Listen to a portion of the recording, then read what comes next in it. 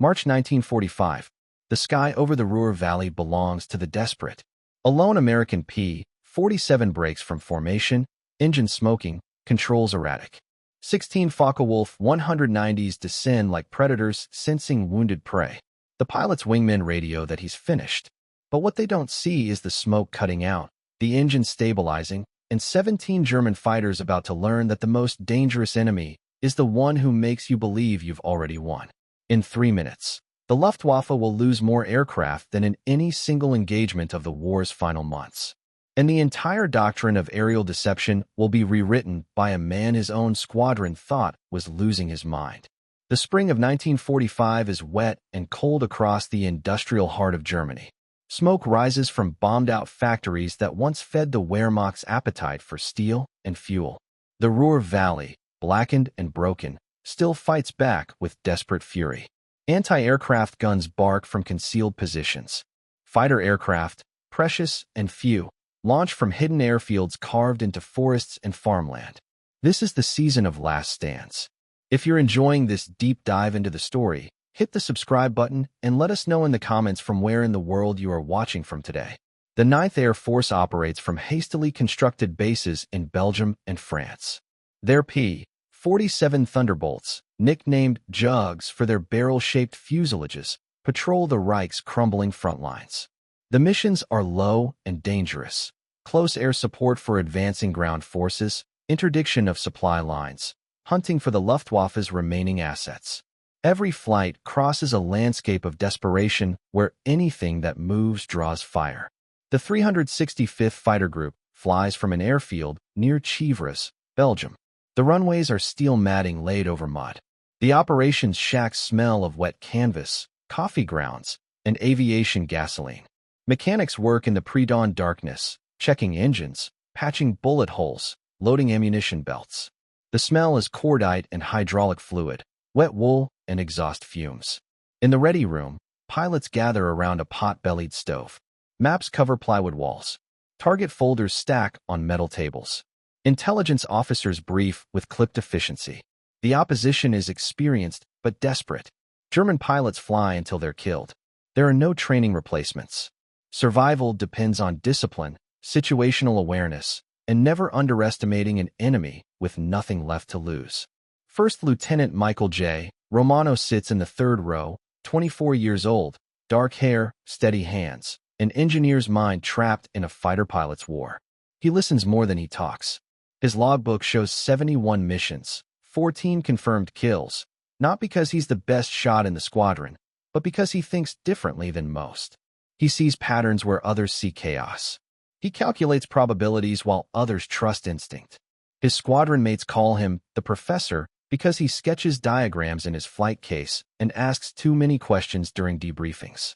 Some think he's overthinking combat. Others believe he's working out equations the rest of them haven't learned yet. What they don't understand is that Romano treats aerial warfare like a complex engineering problem. Variables to control, outcomes to predict, systems to optimize. The mission brief for March 15th is the Ham-Rail Junction, a critical node where supply trains heading to the Western Front converge from the Ruhr Industrial Complex. Expected opposition, moderate to heavy. The word heavy carries weight in March 1945. The Luftwaffe is down to perhaps 800 operational fighters across all fronts. But those remaining aircraft are flown by veterans with hundreds of combat hours, men who've survived 3 years of attrition warfare. If this history matters to you, tap like and subscribe so these lives aren't forgotten. Michael Romano grew up in Pittsburgh, Pennsylvania. His father worked in a steel mill.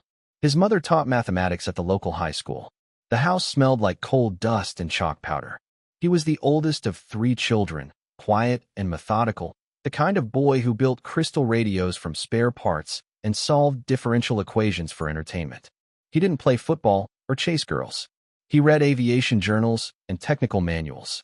At 17, he built a wind tunnel in the basement using a salvaged electric motor and balsa wood test models. His father watched him measure lift and drag coefficients for hours, recording data on graph paper with mechanical precision. He asked what it was for. Romano said he wanted to understand how things worked in 3 dimensions. He enrolled at Carnegie Tech in 1939, studying aeronautical engineering. He joined the university flying club, not out of romance for aviation, but to see if theoretical knowledge translated to practical application. It mostly did. When Pearl Harbor happened, he didn't wait for conscription. He walked into a recruiting office and enlisted in the Army Air Forces. His mother asked if he was afraid. Romano said fear was a design parameter, not an outcome variable. You accounted for it in your calculations. Primary flight training was in Texas. He soloed in 9 hours. His instructors noted exceptional spatial awareness, but questioned his aggressiveness in mock combat exercises. Romano preferred to observe, to note what worked and what failed, to understand the underlying mechanics of victory and defeat. One evaluation read, "Technically proficient, lacks killer instinct." Another noted, "Overthinks engagement geometry, may hesitate under pressure." Romano graduated near the top of his class academically, but in the middle for flying ratings. He requested single-engine fighters. They sent him to P-47 transition training in Georgia, then to England in late 1943. His first combat missions were routine, escort duty, ground attack, patrol flights that brought him home with full ammunition loads more often than not. But Romano was learning. Every engagement he witnessed, he logged. He noted altitude, airspeed, attack angles, closure rates, escape vectors. He studied how German pilots fought, how they used energy management and vertical tactics, how they broke off engagements when ammunition or fuel ran low. He documented patterns. Most fighter pilots thought tactically, how to position for the next shot, how to evade the immediate threat. Romano thought systematically, how groups of aircraft moved, how individual decisions cascaded into formation-level outcomes, how deception could be weaponized more effectively than firepower. In his notebook, he wrote, "Combat is applied psychology using physics as the delivery mechanism. The enemy's expectations are a vulnerability to be exploited." By March 1945, the air war over Germany has devolved into brutal mathematics. The Luftwaffe operates from a shrinking territorial base with diminishing resources.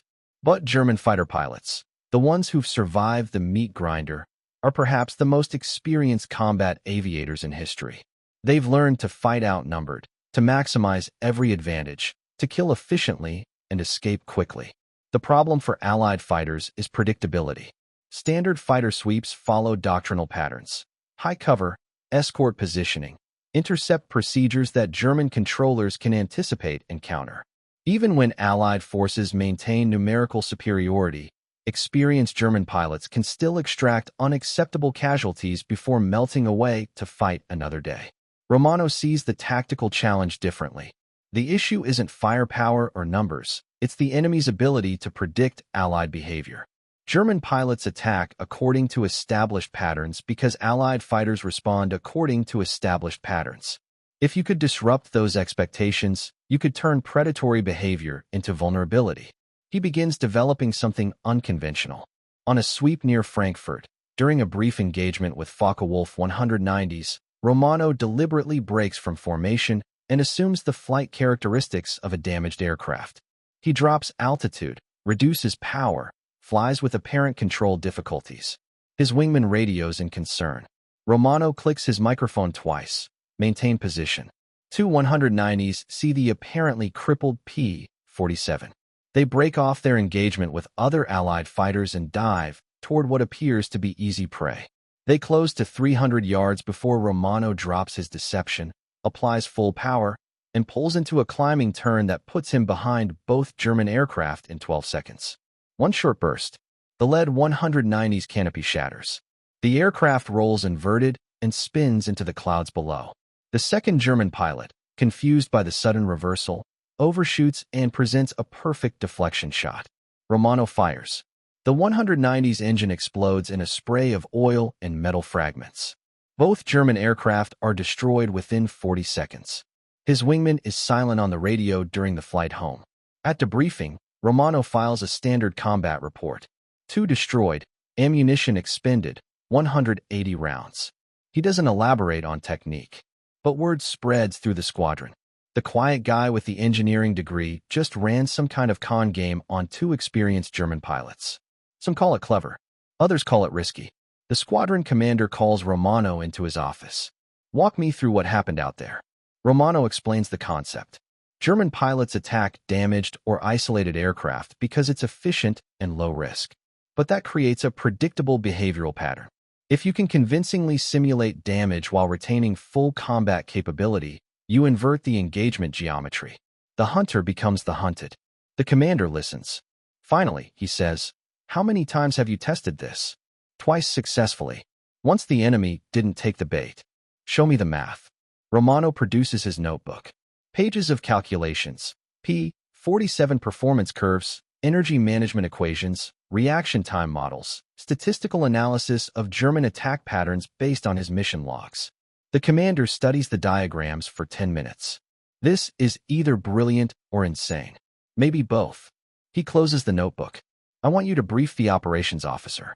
If he thinks it's viable, we'll test it under controlled conditions." 3 days later, Romano sits in a briefing room with 2 volunteer captains. He walks them through the technique, not just the mechanical execution, but the psychological foundation. You have to sell the deception. If the performance looks artificial, experienced pilots will recognize the trap. Damaged aircraft don't fly smoothly. They lose altitude irregularly. They make uncoordinated turns. The pilot appears to struggle with controls. You have to commit to the role completely, but retain the ability to snap back to full performance instantly. "What if they don't bite?" one captain asks. "Then you've lost nothing except the element of surprise. Rejoin formation and continue the mission." "What if they're smarter than you think?" "Then you're in a conventional engagement, and you use conventional tactics." But most combat pilots operate on instinct and pattern recognition. Reaction speed is more important than analytical thinking. That's the vulnerability. They practice over the English Channel. Mock engagements with friendly aircraft playing the role of German interceptors. It takes 6 runs before both pilots can execute the transition smoothly. Damaged flight characteristics to full combat performance in under 3 seconds. On March 15th, they fly the mission to Ham. The target is a rail junction where supply trains converge from industrial centers across the Ruhr Valley. Intelligence reports indicate significant enemy fighter activity in the area. The Luftwaffe is defending its remaining logistical networks with everything available. The strike package crosses into German airspace at 12,000 feet. Below, the landscape is cratered and black. Smoke rises from burning towns. The Rhine reflects winter sunlight like a steel blade cutting through devastated countryside. The German fighters come up in force. More than expected. 40 aircraft, perhaps 50. Focke-Wulf 190s and Messerschmitt 109s climbing from multiple airfields, converging on the American formation in a coordinated interception. This isn't a scattered response. This is a planned defense using the Luftwaffe's remaining resources. The radio erupts with contact calls. Bandits climbing from 9 o'clock. Large formation, Angels 15. Contact, 20-plus bogies inbound from the northeast. Looks like the whole damned Luftwaffe. Romano's flight is positioned on the formation's right flank when 16 Focke-Wulf 190s roll in from above. They come in flights of 4, staggered attacks designed to overwhelm the escort fighters. These are not novice pilots. They maintain formation discipline, coordinate their runs, and position for mutual support. Romano keys his radio. "Executioner flight, this is lead. Implementing Phantom Protocol. Do not follow me down." His wingmen acknowledge. They've been briefed on what Romano calls his Phantom technique, but they've never seen it used against this many hostile aircraft. Romano breaks from formation. He reduces throttle, drops his nose, and begins flying erratically. He slips the aircraft, makes uncoordinated turns, loses altitude in an irregular descent. Black smoke streams from his exhaust stack. Oil he's dumped into the engine compartment burns off, creating the visual signature of serious mechanical damage. On the radio, his wingman calls it in. Lead is hit. Lead is trailing smoke, losing altitude. The German formation sees it immediately. A damaged P-47, separated from the main force, struggling to stay airborne. 16 veteran pilots see easy prey. They break off their attack on the bomber formation and dive toward the apparently crippled American fighter. Romano continues his performance. He lets the P-47 wallow, loses more altitude, appears to struggle with flight controls. The German aircraft close rapidly, positioning for the kill. They're committed now, diving at high speed, tunnel vision focused on what appears to be helpless prey. At 800 yards, Romano cuts the artificial smoke. He slams the throttle to full military power. The P-47's massive radial engine roars to life. He pulls into a climbing spiral, energy flooding back into the airframe like electricity through a conductor. The lead element of German fighters overshoots, their closure rate too high to correct. Romano rolls inverted at the apex of his climb and dives straight back through their formation. Head-on pass, combined closure speed exceeding 700 miles per hour. He fires once, a 2-second burst.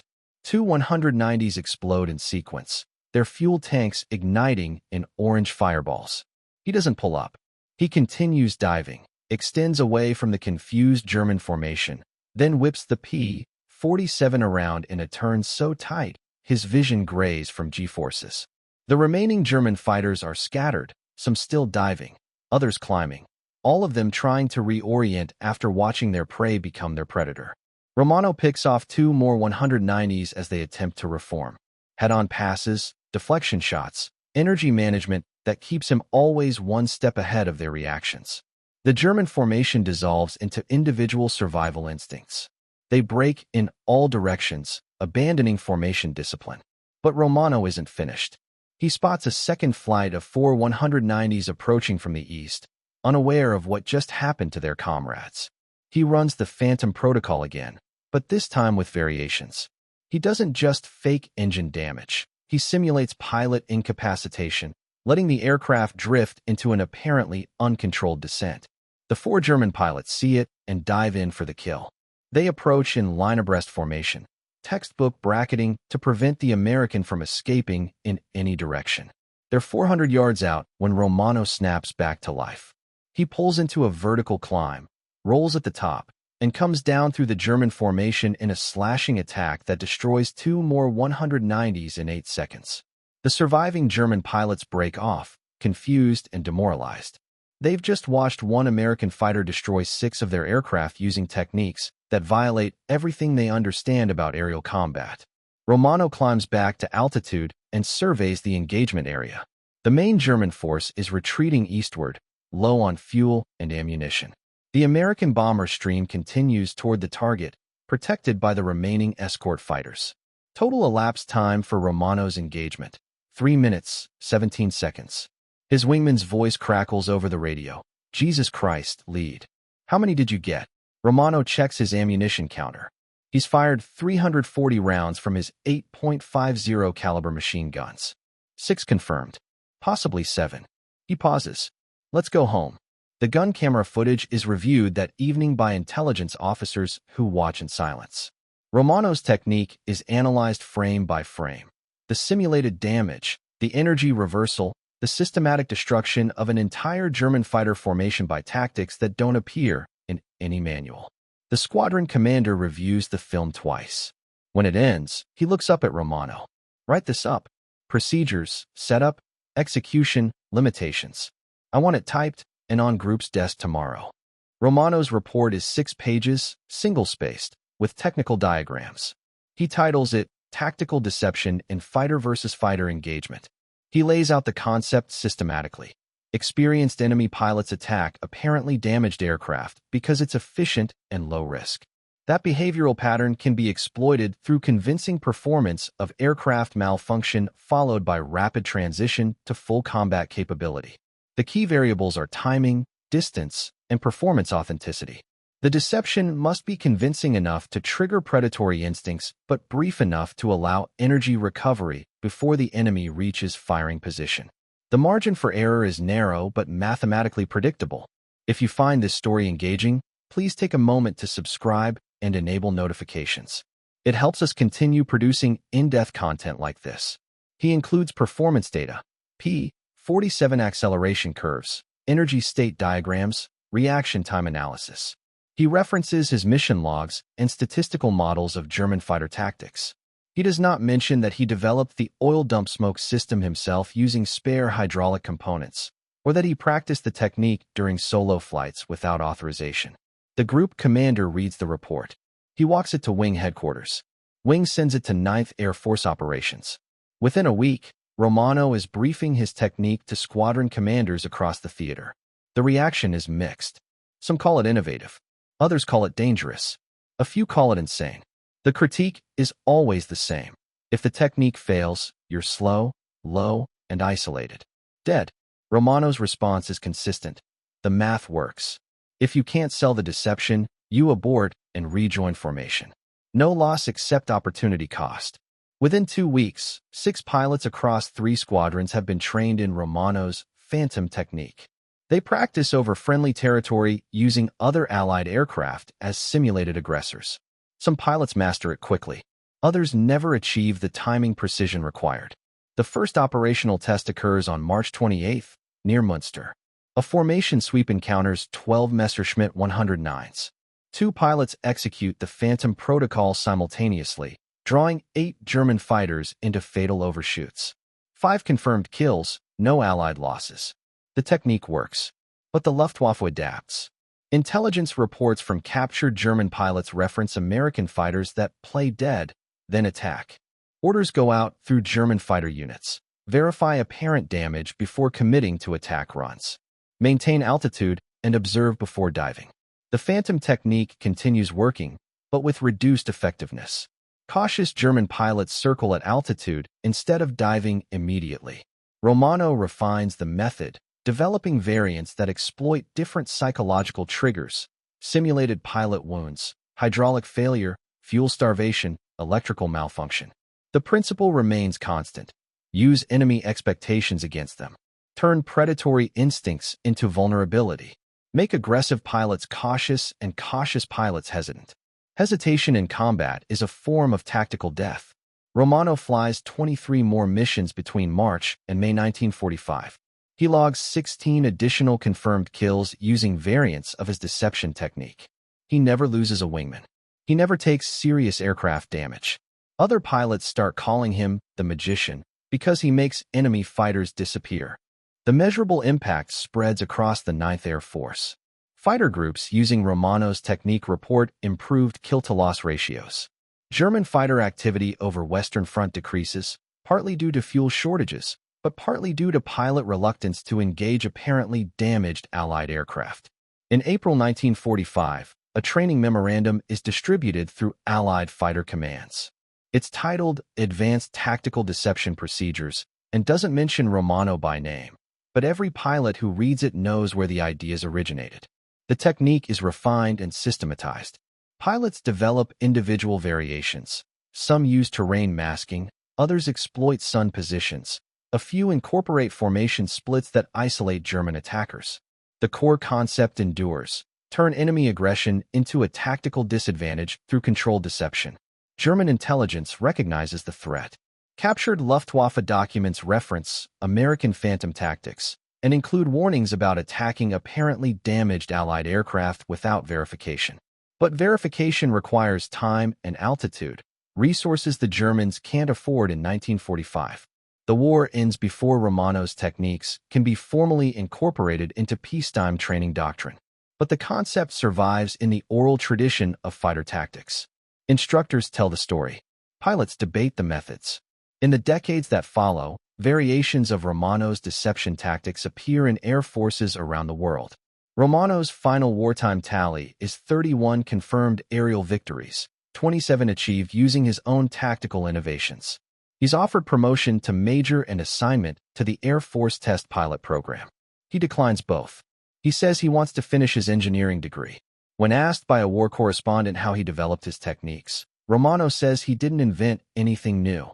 He just applied engineering principles to aerial warfare, identify system vulnerabilities, design solutions, test under controlled conditions, refine based on results. The correspondent asks if he considers himself an ace. Romano says he considers himself an engineer who happened to fight a war. The interview is published in a technical journal. 17 people read it. After the war, analysts study Romano's mission reports and gun camera footage. They note statistical anomalies, individual pilot performance that influenced squadron-level outcomes, tactical innovations that rippled across entire theater operations. The analysis is classified and filed. There are thousands of such studies. But the pilots who flew with Romano don't file and forget. At reunions decades later, they tell stories of the quiet guy with the engineering degree who turned aerial combat into applied mathematics. They described the 3 minutes over the Ruhr Valley when physics trumped experience, and 17 German pilots learned that the most dangerous opponent is the one who makes you believe you've won. One veteran, interviewed in 1978, says, "He didn't look like a killer. He looked like a college professor. But he understood something the rest of US didn't. War is just engineering with deadly consequences." Michael Romano returned to Pittsburgh in July 1945. He finished his aeronautical engineering degree at Carnegie Tech on the GI Bill. He married a nurse he met at a veterans dance. He worked for Westinghouse designing turbine engines. He had 2 children and lived quietly in a suburban ranch house with a basement workshop where he built model aircraft that flew with mathematical precision. He rarely spoke about the war. In the 1960s, a researcher contacted him while writing a history of 9th Air Force fighter tactics. Romano agreed to one interview. He answered questions methodically, precisely, with the same analytical clarity he brought to combat. The researcher asked if he considered himself a hero. Romano said no. He said he was an engineer who applied problem-solving methods to an unusual environment. The researcher asked what he learned from aerial combat. Romano paused, then said that the most dangerous enemy is predictability, yours or theirs, and that survival isn't about being fearless. It's about being rational when rationality is difficult. The interview was published in a military history quarterly. 26 people read it. Romano died in 1987 at the age of 66. His obituary mentioned his work at Westinghouse and his service in World War II.